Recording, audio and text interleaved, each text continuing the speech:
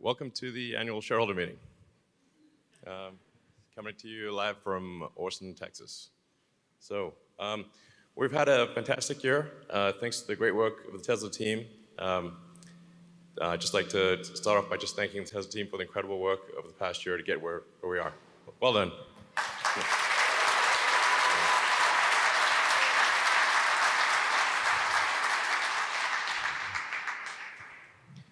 So we have record vehicle deliveries, as we've already reported this, but you can see that there's a pretty, I think this might be the fastest that any large manufactured object has grown.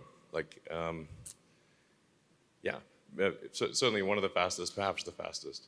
It looks like we have a good chance of maintaining that into the future, really dependent on supplier challenges. So if we can get the chips, we can do it. Hopefully this chip shortage will alleviate soon, but I feel confident of being able to maintain something like this, at least above 50% for quite a while. The Model 3 became the best-selling premium vehicle globally, so of any premium vehicle.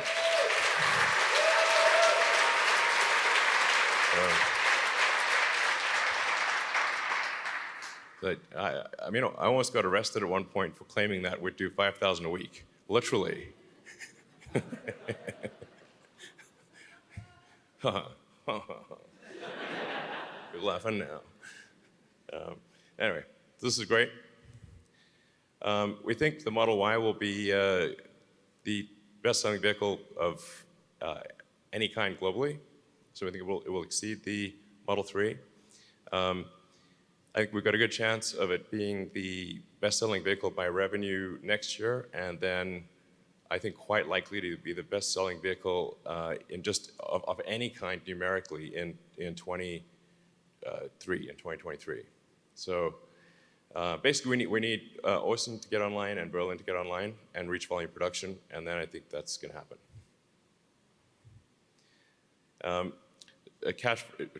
In terms of free cash flow generation, obviously we had some tough years back then. Things were looking a little dicey, to say the least, in 2017 and 2018.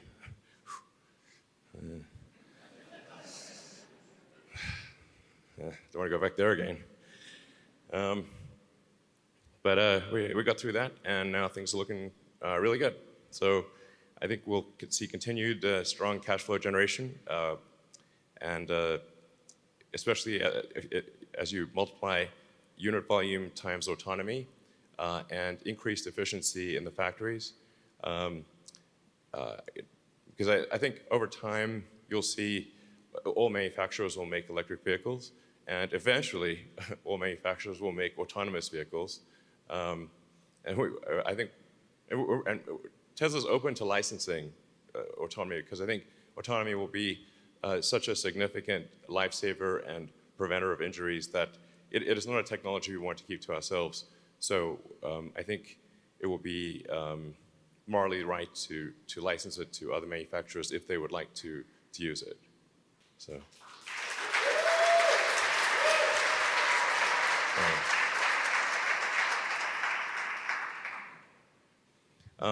And of course, we made a lot of progress on cost reduction. So despite our average selling price actually going down significantly, because with the introduction of the Model 3 and Model Y, these were much lower priced cars, we've managed to still do decently well on gross margin. So this is, getting the average price down and gross margin up is very difficult, but we've managed to do that. So yeah, it's good. Our goal really is to make the cars as affordable as possible. We are seeing significant cost pressure in our supply chain, so we've had to increase vehicle prices, at least temporarily, but we do hope to actually reduce the prices over time and make them more affordable. Unfortunately, we've just expedited. The sheer amount of money we're spending on flying parts around the world is just not great. But hopefully temporary. So, and we need a lot of batteries. Hence, Battery Day is what this shirt means. Very obtuse.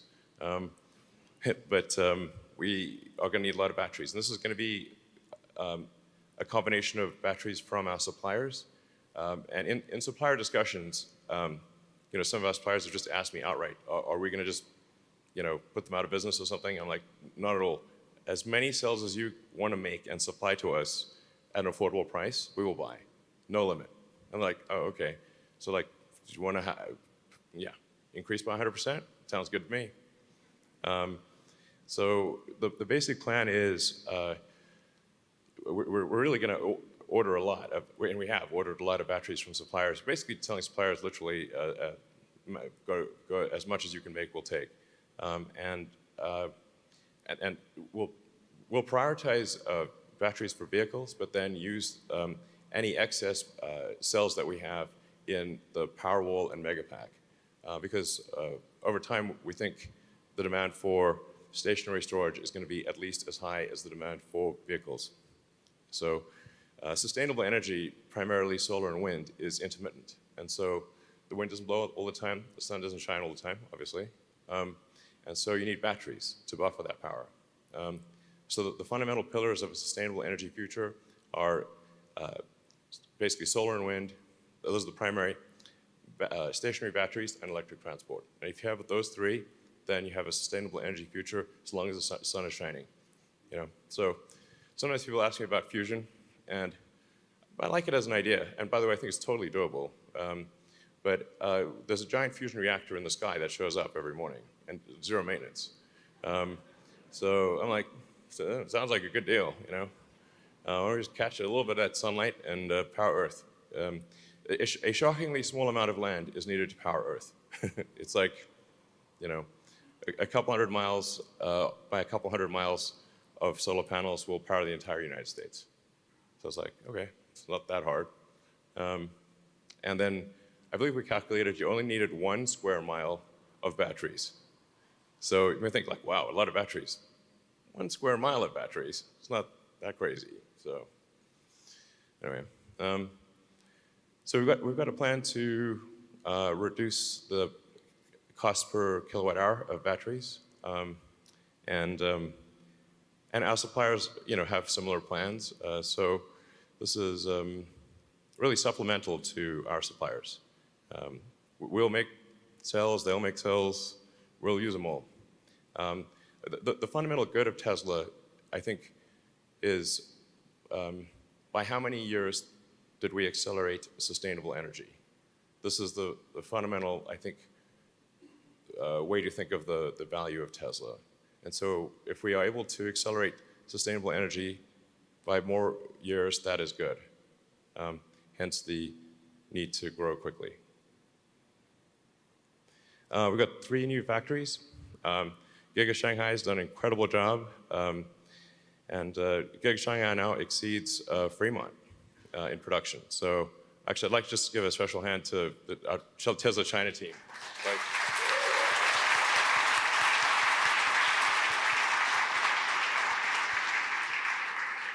So it's the best quality, lowest cost, and also low drama. So it's great. But that said, we are continuing to expand our Fremont operations and expect to hopefully increase Fremont output by 50%. So, and that's still where we make all Model S and X's are made in Fremont. But it kind of makes sense, especially for the high volume vehicles, to have production that's at least on the continent where the consumers are.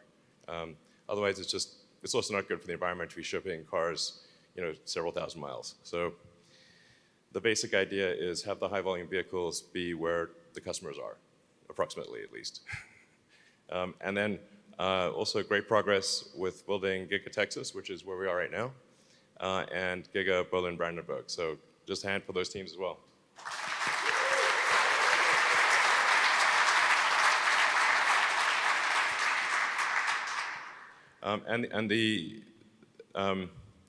These factories will have cell production in them as well. So this will be really kind of raw materials in, cars out. So really, really big. Yeah, I mean, these things will be in like units of Pentagon, basically. Let's see, so impact report. There's a lot of, I think, interesting stuff in our impact report. We go into I think quite a lot of detail on all the things we're doing. And you know, Tesla is certainly a company that tries very hard to do the right thing in all respects. We try very hard to do the right thing in all respects. We don't always succeed. But if you're looking for a company where you say, is that company really trying to do the right thing? That is Tesla.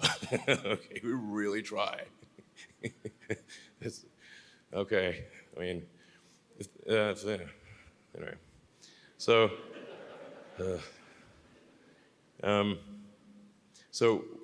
as I was mentioning, we've got the 3 parts of a sustainable energy future: solar and wind. But I think primarily solar will be the main source of energy, of sustainable energy, and energy in general. And then you need to store that energy with stationary battery packs, and then you need electric vehicles and electric airplanes and boats and whatnot. So, yeah, great. Yeah, and then the average life cycle emissions in the US, this is only going to get better as we move to a sustainable energy grid and electric vehicles. Then obviously we move to a fully sustainable energy economy, which is where we want to get to as quickly as possible. The sooner the better. And can there be a carbon tax? I mean, what the hell, you know? So people sometimes say like, oh, carbon tax, that would benefit Tesla. I'm like, yeah, but it would hurt SpaceX. So how about the carbon tax, which is really needed. So.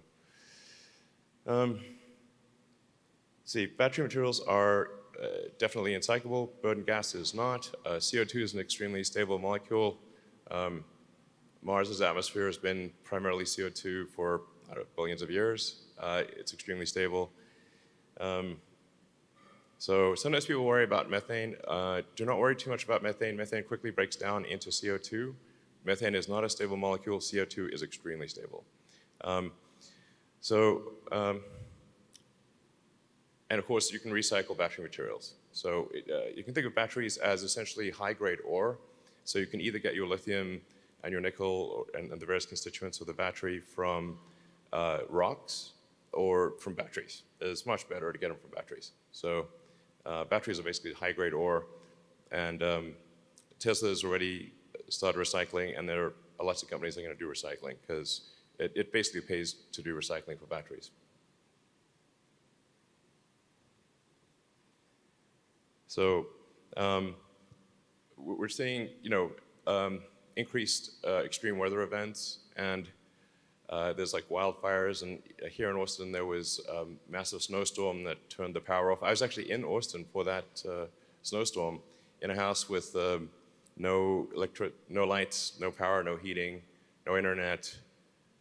Couldn't actually even get to a food store. If you could get to a food store, there was no food there. This went on for several days. However, if we had the solar plus Powerwall, the car would have had lights and electricity, and actually if you had a Starlink internet, you'd have internet too. So all the things you need for a prepper, basically. If doomsday comes, yeah, it could be helpful. So in factory safety, we made huge improvements on factory safety. We're now 18% better than the industry average. So this is great. It's always tough with safety as you ramp production lines and as you start up factories. But then once it's in steady state, then the injuries naturally decline because people get used to it and you iron out the issues. And so we're seeing excellent factory safety at Tesla. And our goal is to have the safest factory on Earth. And then AI Day, I think it was important to change the fundamental perception of Tesla because they sort of think of Tesla as a car company, and yes, we make cars, but but the AI part of Tesla was not well understood. Tesla is as much a software company as it is a hardware company, and we also do the chips. So we designed the full self-driving inference computer. We're designing a training computer that's going to be able to, we think, be the most efficient neural net training computer in the world by far. And we're seeing a tremendous response. So daily applicants by role. As you can see, it's basically, on the y-axis there. and then after AI Day, that's the AI applicants increased dramatically. So I thought that was a very successful day. The team did a great job. AI is going to be a very important part of the future. Self-driving is obviously one of the functions. I obviously have mixed thoughts about AI, and we've got to watch out for AI being a danger. But it's happening either way, so I guess if we help do it, we can try our best to make sure it is positive, good AI, hopefully. Yeah. And then I'm excited to announce that we're moving our headquarters to Austin, Texas. Yeah.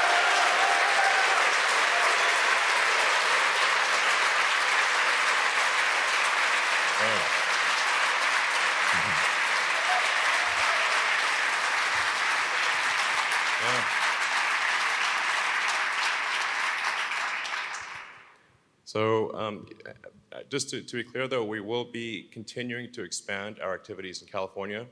So this is not a matter of sort of Tesla leaving California.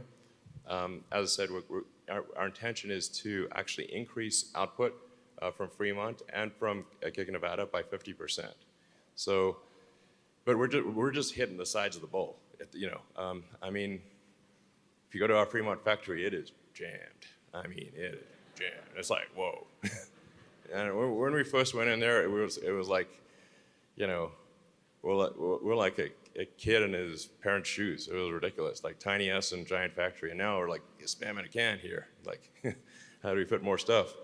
And it's tough for people to afford houses, and a lot of people have to come in from far away. And so it's we'll take taking it as far as possible, but it's there's a limit to how big you can scale in the Bay Area. So here in Austin, and our factory is like 5 minutes from the airport, 15 minutes from downtown, and we're going to create an ecological paradise here on because we're right on the Colorado River. It's going to be great. So to emphasize again, continuing to expand in California significantly, but even more so here in Texas. So.